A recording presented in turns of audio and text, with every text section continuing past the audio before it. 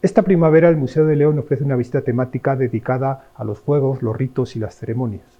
La visita comienza en esta sala dedicada a la prehistoria, en la que la mayoría de los objetos tienen una relación sin duda estrecha con el tema de las ofrendas, los ritos, los enterramientos, todo tipo de ceremonias en las que el hombre intenta trascender los objetos a un plano superior. Nuestra primera parada es este depósito de Valdevimbre, estas piezas de la Edad del Bronce, que se encontraron en un lugar simbólico, en la linde entre el territorio ocupado por la civilización, por los pueblos de la zona, y el bosque, la zona oscura, la zona ocupada por aquellos espíritus a los que había que mantener alejados. Se trata de unas piezas, unos objetos útiles, tanto armas como objetos para realizar orfebrería, que tienen un significado que va más allá de la mera utilidad. Significan también todo el ajuar, todos los objetos que tienen sentido simbólico, que dan vida a esos pueblos que habitaban la zona hace 4000 años. Dentro de esta vitrina dedicada a los objetos de la vida cotidiana del mundo romano, que nos sorprenden por su cercanía con los que nos rodean actualmente en nuestro mundo actual, descubrimos estos juegos. Aquí lo que tenemos es muestras de la afición de estos romanos por los juegos de azar, por los juegos de mesa. Tenemos unos dados prácticamente iguales que los que usamos nosotros, también tenemos unas canicas o fichas de juego, y ese curioso tablero en el que los romanos practicaban un juego parecido al 3 en raya, al que eran muy aficionados. Aquí también nos encontramos con estos curiosos amuletos colgantes en forma de falo, en forma de pene o también en forma de senos. Los romanos no tenían ese pudor que podemos tener nosotros ante estas formas y los llevaban cotidianamente porque con ellos se sentían protegidos contra el mal de ojo, contra las maldiciones que alguien pudiera lanzar contra ellos. Aquí podemos observar una muestra de los objetos que rodeaban el mundo ritual romano, desde esos mismos amuletos que hemos visto en la otra vitrina, aquí para colgar en las casas. También vemos máscaras teatrales. Los romanos heredaron la afición al teatro de los griegos, lámparas con temas de dioses, de héroes, y tenemos esta curiosa figura, el famoso telesforo del museo, una pieza discutida, muy curiosa. Es un incenciario o un perfumador que representa al hijo de Asclepio, al dios de la medicina, ese dios, ese telesforo que protege de las enfermedades, que nos cura en la recuperación, en la convalecencia de esos males. Es una figura que tiene esa curiosa capa y ese gorro frigio que le distingue, que nos lo hace ver como una figura tan curiosa, tan original. Esta lápida del siglo III, hallada en la zona de la Somoza y que seguramente figuraba en la parte superior de la entrada a una vivienda romana, nos habla del sincretismo, de la fusión de creencias que tenía el mundo romano. Aquí lo que vemos es una mano derecha que nos da la bienvenida a la vivienda, pero también tenemos una serie de signos, de símbolos, como por ejemplo la presencia de las tres figuras geométricas principales, el cuadrado, el triángulo y el círculo. También tenemos alusiones a 3 divinidades distintas, una divinidad quizás hebrea, una divinidad incorpórea, y tenemos también alusiones al dios griego Zeus y al dios egipcio Serapis, divinidades todas ellas que los romanos incorporaban a su panteón sin ningún problema. Esta sala del museo está dedicada al Camino de Santiago. Aprovecha las condiciones del edificio, orientado de este a oeste, como las iglesias. Si nos colocamos aquí donde estoy ahora mismo, iríamos andando en línea recta hasta Santiago de Compostela, y lo que nos habla es de esa tradición, de ese rito tan arraigado de las peregrinaciones.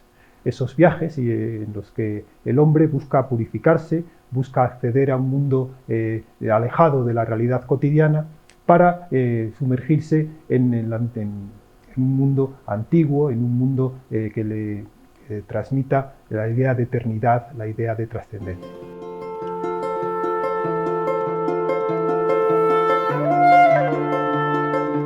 Este tablero del año 1500 procede del Palacio de los Condes de Luna. Muestra, por un lado, el ajedrez, ese juego aristocrático, ese juego de reyes, en el que se pone sobre la mesa la superioridad intelectual de los jugadores, con, por el otro lado, un juego parecido a lo que es actualmente el backgammon, el llamado juego del chaquete, un juego de dados, un juego en el que interviene el azar. Se trata de una pieza extraordinaria, realizada en varios tipos de madera y también en incrustaciones de marfil, que presenta el valor que se daba en esos siglos medievales a lo que es el juego, a lo que es el azar y a lo que es también los juegos de inteligencia, los juegos de ingenio. Dentro del mundo cristiano, la ceremonia por excelencia es la liturgia de la misa. Aquí tenemos unos objetos que suelen pasar desapercibidos en una visita general al museo. Son unos objetos modestos. Se trata del instrumental, de lo que rodea a la ceremonia, la liturgia eucarística.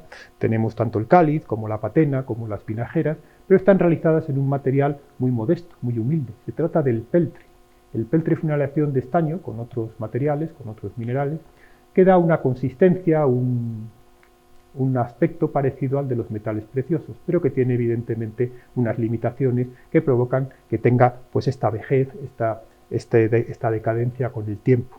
Pero nos habla también de que no todo en el mundo cristiano, en el mundo barroco, eran grandes catedrales o grandes monasterios. También había pequeñas parroquias, pequeñas iglesias que tenían que mantener también este instrumental eucarístico. Dentro de las colecciones etnográficas del museo, aquí tenemos una muestra de las fiestas populares de la provincia de León.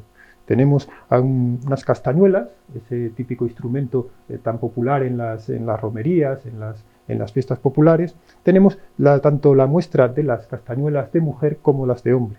Existen infinidad de tipos de castañuelas con diferentes formas, diferentes decoraciones, diferentes sonidos. También tenemos ese curioso pandero cuadrado, muy típico del norte de la provincia de León, que producía un sonido mucho más grave y que se tocaba apoyado en el pecho, a diferencia de la popular pandereta que se mantiene en una mano mientras se toca con otra. Si hablamos de juegos, no podemos olvidarnos de los juegos de azar más populares de nuestro país, de nuestra región. Los naipes, las cartas. Aquí el museo ofrece una muestra de barajas desde el siglo XVI, prácticamente del siglo XVII.